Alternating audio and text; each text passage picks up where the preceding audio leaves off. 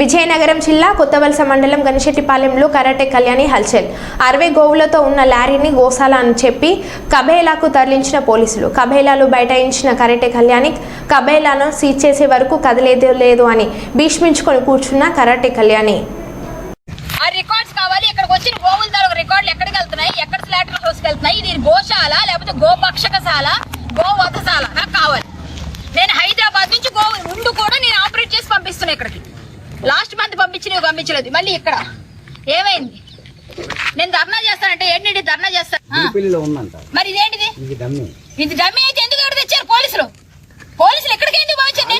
నా దగ్గర రికార్డు ఉంది. ఏదండి రికార్డు? ఇప్పుడు మీకు వినిపిస్తాను వినండి. నేను ఆయనకి ఏం చెప్పాను సీఏ గారు, నేను మీకు పంపిస్తున్నాను వినండి ఒకసారి. కావాలంటే ఇక్కడ నేను ఆయనతో చెప్పిన మాట నేను ఏమైనా కోల్పోయాను.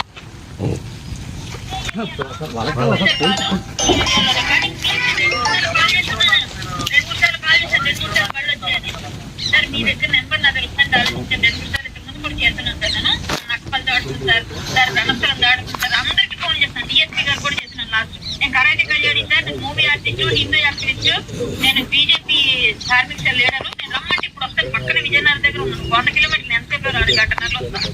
కానీ కొత్త వాళ్ళు తెలియదంటే మాత్రం సార్ ఈ రోజు నేను పెద్ద ధర్నా చేస్తాను ఖచ్చితంగా.